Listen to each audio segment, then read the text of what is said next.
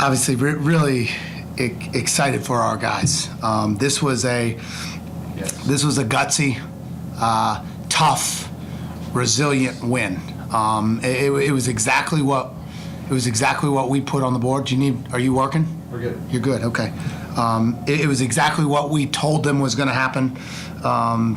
Omaha's a very good team. They're very good at what they do. They're a team of runs, and they just keep coming at you. And we just kept making tough play after tough play after tough play. And we've continued to have different guys every night rise to the occasion. Obviously D'Angelo with his career high tonight, but he coupled that with 9 rebounds. Mike Calder made some huge plays down the stretch, stepped up and made huge plays.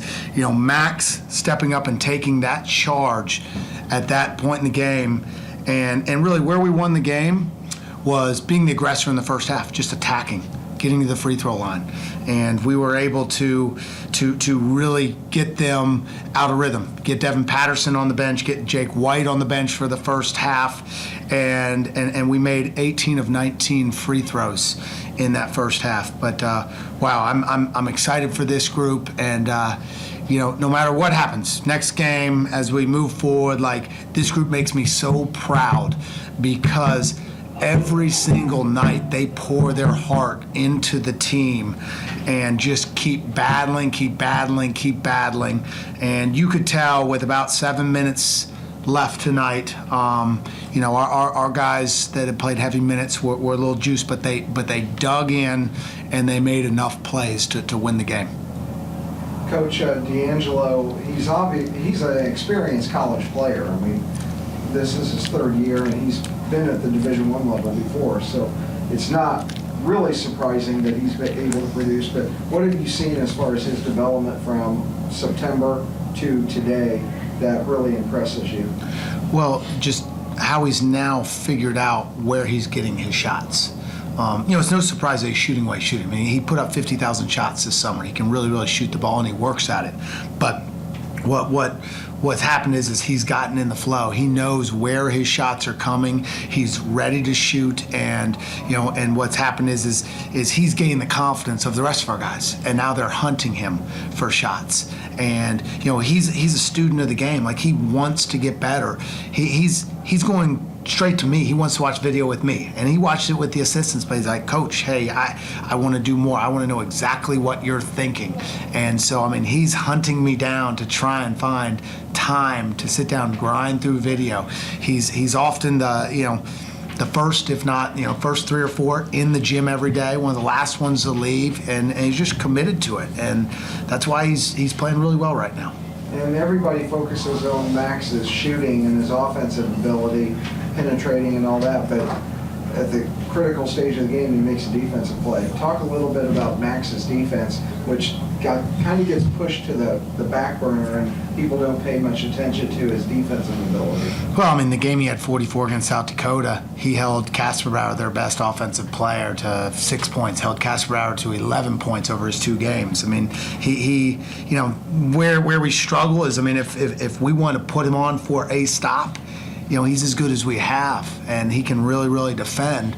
Problem is we're using him so much. He's playing the point guard. We're setting him up for shots. We want him to sprint the lane to try and hunt him in transition. And so, there's a point where we got to pick our points who we're going to put him on and how we play with that. But that was a huge charge. And Hollins is really good, really talented getting in the paint, and to pick up that play at that time was absolutely critical.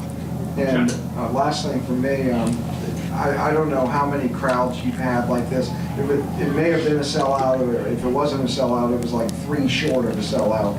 But you're on a little bit of a run here of really packing this gym. Just talk about the community and the support that you're seeing as your team has continued to have success. Well, I think it's couple things. I think it starts with my guys are really active in the community. I mean, we're always doing things for youth, our clinics, our camps. I mean, we had our kids club here, and we're working at it. I mean, my philosophy, one person at a time. And my guys, they're great guys. They interact with people, and you want to be around them. I mean, you saw we had an army of kids sitting as ball boys behind our bench, and everyone involved is reaching out to the community and saying, hey, come in, be a part of this. And I think as people come, they like what they see, and they realize the level of basketball that's being played, right here in Fort Wayne. And we want to be Fort Wayne's team. We're excited about this community. This is Indiana is a basketball state. Like, come check us out. And when you pack this place, like it's phenomenal. It's a tough place to win. I love the fact that we're getting good crowds, and they're getting into it. Our student section was phenomenal tonight, and there's a great vibe around the community. But it's my New Year's resolution was, be positive and help. Okay, and I'm not going to have any negativity towards, hey, we've been winning for a couple of years now, for a long time, dating back to Dane's time, and like, crowds come or don't come and whatnot. I'm not worried about that. We're going to keep working, and our guys, like, they're phenomenal in the community, phenomenal kids, and like what these guys are doing out here is very, very special. And to come out and watch it, like, this is a great sporting event in Fort Wayne. I hope it just continues to grow. Jon, you got a situation here where in past years and times when you were an assistant, if you took a run like that from an opponent, you might not have survived it. Tonight you did, and you made a habit of doing that this year. What's the difference with how this is being done this year? I mean, I'm getting ready to go and talk to our seniors, their families, and our whole program about those three seniors, and they're three just tough dudes. That are all about team, all about winning. And I'm not saying that we don't have skirmishes within our family. I mean, a guy can coach another guy hard. Hey, bad shot. Hey, you got to get a stop. Hey, you got to cut baseline. I mean, we have that all the time in our group, but they're coaching from within. And some of the guys, I mean, Max isn't a man of a lot of words, but when he talks, guys listen. Mike Calder's not a guy of a lot of words, but when he talks, guys listen, because those guys are into it. Joe Reed has had a really, really good year in terms of leading the group, and he was super poised down the stretch, talking in our huddles. And you could just see that this group has just gained confidence throughout the year of how to be poised in situations, and then when it's your time, rise up and make a play. You know what I'm talking about, where there have been times, it might have been a fake, and they find a way, and it's a different guy every time. And it's not just the seniors. Some of the younger guys are doing it too. Well, and I mean, I don't have the complete answer to that. I mean, we've worked really, really hard on, playing with energy, playing tough, and playing unselfish. And the unselfish part is I think, really, really critical there, because, there's never a rift. And guys are always picking each other up. I mean, all we talk about in our locker room is the team. Make your teammates better. Protect your teammates. And what Max did is protect his teammates, stepping in, taking the charge. I mean, that's where when you have guys and their synergy, I think you're going to find, and they happen to be really, really good players. And you throw all that together, you're going to win, some tight games down the stretch. You guys have a little bit of a break until your next game on Thursday. What are you looking to do this week in practice? Keep our guys off their legs. Work on keeping them in rhythm, but get our legs back, get our guys fresh. Have not dug into our two opponents yet. I mean, obviously we've played them, but I'll review those game films again and kind of figure out our strategies there. But really, we're just trying to maintain a rhythm. Our guys that may not play as many minutes, like, we get them a little more work, just so when they do come in, when they're sitting at the edge of their seat and they get their opportunities, they're playing at a high level, just like we saw on Thursday with Racine. He played at a high level on Thursday, and then did some nice things tonight too. But really, it's right now, it's about being really efficient with our time with the guys, and then we'll do most of our work on video and then getting up shots. John, as you finish up the home portion of your schedule, just talk a little bit about, I mean, your last second shot about being undefeated at home. Talk about playing at home, and in particular these last 3 home games that you really use it to take control of your destiny. Just the way the guys have played at home. I mean, you know, this is a year we played really well on the road too. So I don't know if we necessarily have played better one or the other. I mean, this group can kind of play wherever the baskets are. I mean, people we've played in, you know, we played the Dome out in South Dakota. You know, we don't practice at the Coliseum, and we, you know, Max has 44, he hits 11 threes out there. We hit 20 out there in South Dakota. We go to the Coliseum, we shoot lights out. So I don't know if it's necessarily the home part of it, but what I will say, and this is tagging off of what Tom was getting on, is, you know, down the stretch here, having people, you know, jumping on the bandwagon. Getting great student crowds and having fun with it. You know, this is great for the school. I mean, you know, I talked to the alumni group before the ball game, and you know what we're doing here with our travels. We traveled 16,000 miles this year. We've played games in 14 different states. You know, and we're sharing our brand on our national barnstorming tour this year.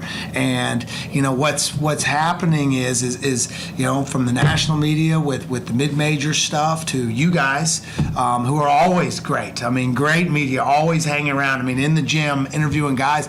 All that stuff is building our brand, our university's brand, and it's exciting. And the word's getting out, and people are coming to games, and our guys deserve it. Now they play for each other. You know, they play for each other. If there were 12 people out here, they'd be playing just as hard because they play for each other. But it sure makes for an exciting environment. And, you know, this weekend was really fun, having some nice energy. And, I mean, the people coming up to our guys and our staff, you know, complimenting, you know, that makes you feel good about what you're doing. Because this group of guys has worked really, really hard. And they've earned every one of these wins, and they earned it in the off season, and they just grind. I'm really, really excited for them. Your next opponent, Western Illinois, bottom of the table. What are you saying to your opponents to not get caught in the trap game? Yeah, I don't really see it that way with this group. We really haven't. Our guys don't look ahead. You know, we've made a conscious effort of next game, and we haven't built up any games. Didn't build up homecoming, didn't build up South Dakota State, was in first place, didn't even talk about it. You know, our mantra has been get better today than we were yesterday. The next game is the most important game of the year. And we talked the exact same when we played Purdue North Central this year. And so that mantra, how we've managed ourselves has really taken some of that out. Now they read what you guys write, they see Twitter and all that sort of stuff, but we've done everything in our power to just focus on what you can control and what you can do today to, you know, yesterday, what we could do yesterday to beat Omaha. And then this morning, Arizona, what can we do to beat Omaha today at our game day practice? And if we shrink it there, I think we're much less apt to you know, your trap game. But listen, Western Illinois, man, they beat Wisconsin, who played in the Final Four last year, who plays in the Big Ten. Like, those guys can really, really play. And our guys know that. I mean, they got two all-league caliber guards that can play with anybody. So, I mean, we'll work all week on that, and our guys will see it on video, and they know how good they are. And we lost one there last year to start the conference season.